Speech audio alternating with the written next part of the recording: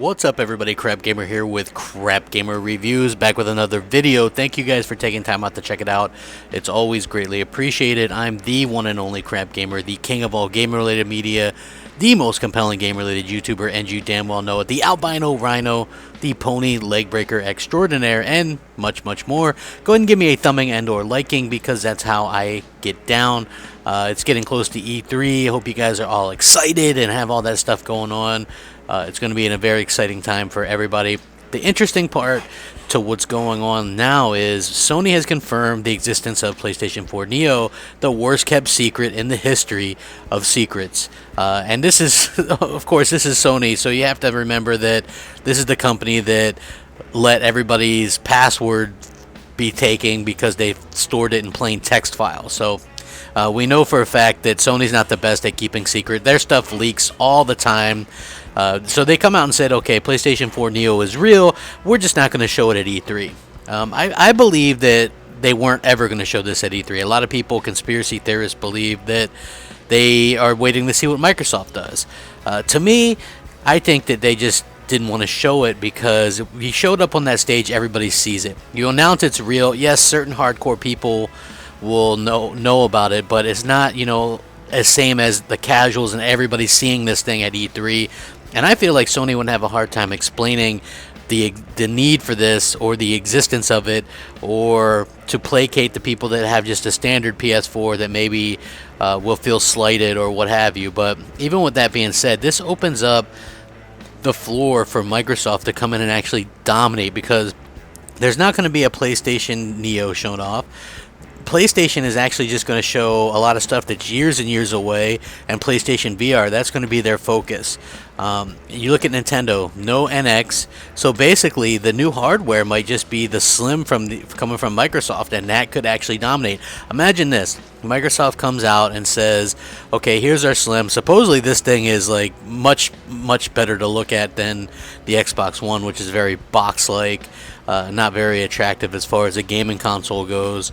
I have no problem in admitting that. You know, but the interesting thing to this will be, let's say they come out with something and say, okay, here it is, $279. It's, you know, 50% smaller than the current Xbox One, and this one can stream 4K movies and videos or what have you. You know, and they say, okay, now you can buy it right now for $279. Well, at that point, they will sell a bunch because people are going to go out and buy these things, right?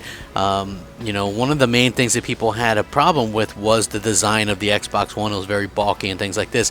Imagine they kick it off with some limited edition ones, or they're going to show off the Gears of War one. These things are going to sell really well, and with no Neo or anything like that to kind of go up against it, they could really bode well for Microsoft in the long run, because Microsoft's not going to talk about Scorpio or anything like that till next year. That makes the most sense to me. But not only that, but just by going by these last couple of E3s, Sony last E3 only kept 8%, or only released 8% of the games they showed. That's the lowest of any company, 8%. Right? So you can imagine that that's going to be even lower, because they've already gone on and said, hey, we're going to talk about games that are 2-3 years out. I mean, the minute you got probably Kojima up on stage, and you know, you got the Shenmue stuff, which was years away, that was bad enough last year, right? But now they're going to be showing probably Last of Us 2, God of War 4. These games are years away.